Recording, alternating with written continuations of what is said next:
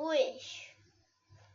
I can't think of a better way to let Mom stay than a trip to the zoo, said Mom. Oh, look, cried Indy.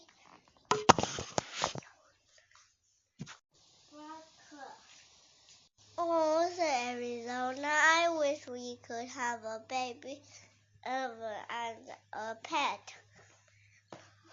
I would want to pet elephant hand, said Mom. But I would like to have a trunk.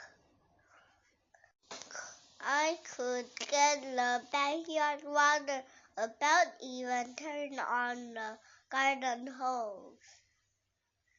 If I have a trunk, said Dad, I'd get the dinner, then watch in a lamp. I use trunk to bring my friends on hot days, said Indy. If I had a trunk, I would be a firefighter, said Tex.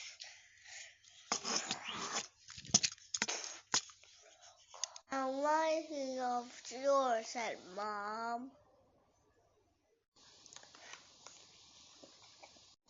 That gives me an idea, said Dad. Wait here. Dad popped into the gift store.